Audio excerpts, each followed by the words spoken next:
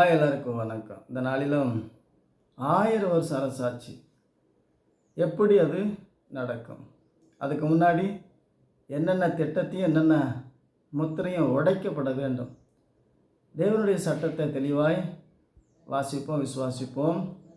யோவானுக்கு வெளிப்படுத்தப்பட்ட விசேஷம், புதிய ஏற்பாடு, புதிய சட்டம், 6வது அதிகாரம் 3, 4, 5 வாசித்தாக்கா, அவர் 2ஆம் முத்திரையை உடைத்த போது 2ஆம் ஜீவனானது நீ வந்து பார் என்று சொல்ல கேட்டேன். அப்பொழுது சிகப்பான வேறொரு குதிரை புறப்பட்டது.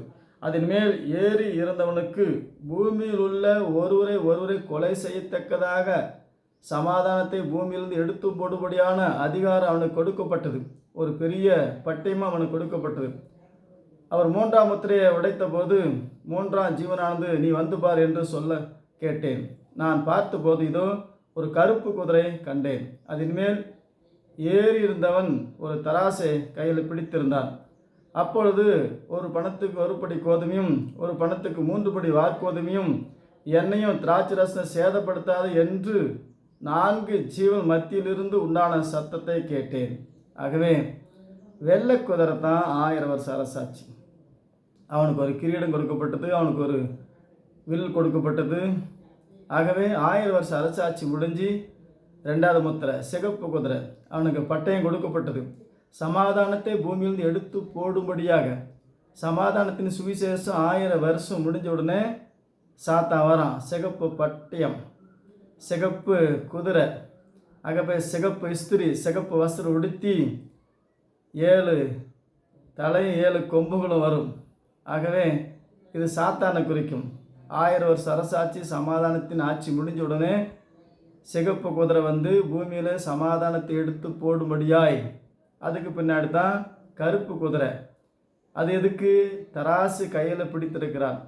1 பணத்துக்கு 1 படி கோதுமையும் 1 பணத்துக்கு 3 படி கோதுமையும் எண்ணெயும் திராட்சை ரசம் சேதப்படுத்தாது. அவன் விற்கிறான். அந்திகிறிஸ்து முத்திரையை பெற்றவர்கள் தான் வாங்க முடியும், மற்றவர்கள் கொலை செய்யப்படுவார்கள், வாங்க முடியாது.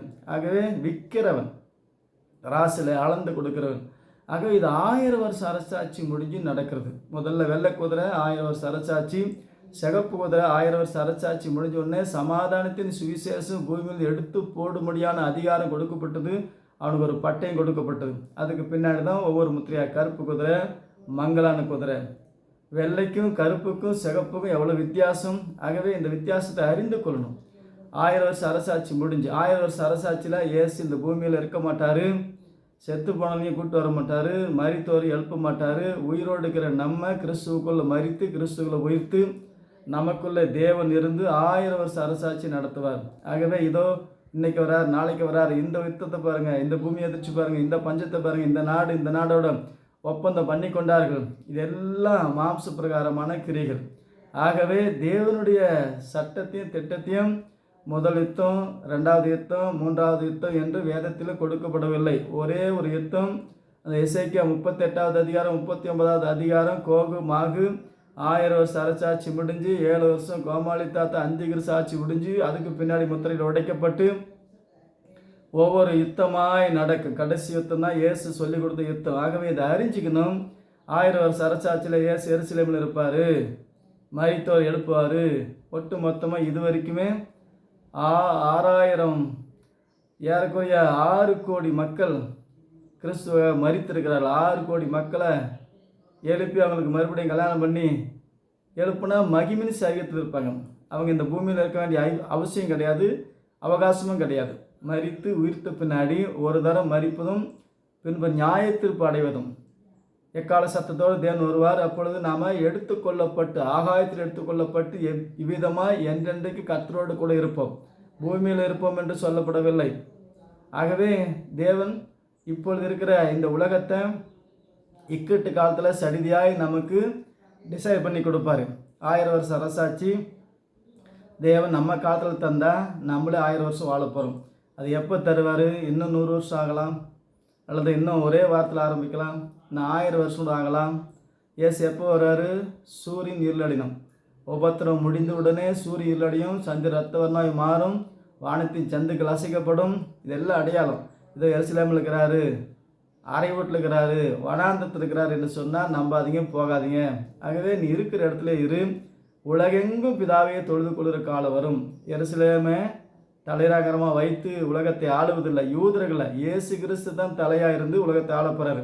இயேசு கிறிஸ்து ஏற்றுக்கொண்டு ஒரே தேவனை ஆராதிக்கிற பிள்ளைகளுக்கு அதிகாரம் கிடைக்கும், ஆளுகை கிடைக்கும், தேவனுடைய சட்டமும் திட்டமும் விளங்கும். ஆகவே நம்ம இயேசு எப்போ வருவார்? உலகம் முடியும் போது. இப்பொழுது உலகம் முடியும் பரியந்தம் சகல நாட்கள் நம்மோடு கூட இருக்கிறார். 1000 வருஷ அரசாட்சியில் இயேசு காணக்கூடிய நிலையில் இருக்க மாட்டார். மாம்ச பிரகாரமும் ஒருவனும் கிறிஸ்துவை அறியக்கூடாது. ஆகவே என் ராட்சி உலகத்துக்குரியதல்ல. ஆகவே தேவன் நமக்கு இந்த ராட்சியத்தை தந்தார். சார்ந்த குணமும் பாக்கியவான் அவன் பூமியை சுதந்திரித்து கொள்வான். பரிசுத்தவான்கள் சபத்தான் சமுதாயத்தை ஆளும். ஆகவே கிறிஸ்து நமக்குள்ளே இருந்து ஆளுகை தருவார். ஆகவே இதை விளங்கிக் கொள்வோம். கர்த்தர் ஆசீர்வதிப்பார். மீண்டும் சந்திப்போம். வணக்கம்.